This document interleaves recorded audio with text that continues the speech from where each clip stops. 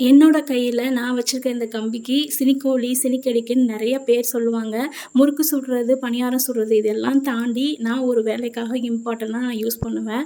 அது short hero, long hero தலைமுடி ரொம்ப சிக்கா இருந்துச்சு அப்டின்னாக்கா, இத வச்சு ஃபர்ஸ்ட்டு நம்ம சிக்கெடுத்துட்டு அதுக்கப்புறமா சீப் யூஸ் பண்ணோம் அப்டின்னாக்கா, ஹேர் ஃபால் ரொம்பவே கம்மியா இருக்கும். சீக்கிரமாவும் நம்ம சிக்கெடுத்து முடிக்க முடியும்.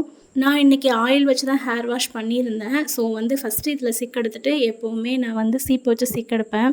அக்கா வீட்லேருந்து பப்பாளி பழம் குடுத்து விட்டுருந்தாங்க. அக்கா வீட்ல நெறைய பப்பாளி மரம் இருக்கு. இது இப்போ ரொம்ப சீசன்னால நெறைய பழம் பழுக்கிறதுனால அங்கேருந்து இங்க பார்சல் வந்துடும். சாப்பிட்டுட்டு தலையெல்லாம் சீவிட்டு நான் ஒரு 3 டேஸ் பூ கலெக்ட் பண்ணி வச்சிருந்தேன். நைட்டே கோர்த்தெல்லாம் வச்சுட்டேன். 3 டேஸ் வைக்கிறதுல உள்ள வைக்கும்போது நான் வாழை இலை வைக்காம இருந்ததுனால பூ கொஞ்சமா கருத்துருச்சு. கிட்டத்தட்ட அது நல்லா மஞ்சள் கலர்லயே மாறிடுச்சு. சரி அதையும் வச்சிடலான்னு சொல்லிட்டு வச்சுட்டு மார்னிங் பிரேக்ஃபாஸ்ட்டுக்கு போயாச்சு. இன்னைக்கு மார்னிங் பிரேக்ஃபாஸ்ட் கடையிலேருந்து தான் வாங்கிட்டு வந்தோம்.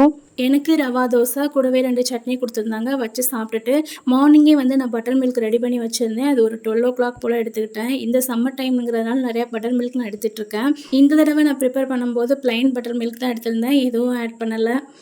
இந்த காய் அக்கா வீட்லேருந்து குடுத்து விட்டுருந்தது தான். இந்த மரமும் அக்கா வீட்ல இருக்கு.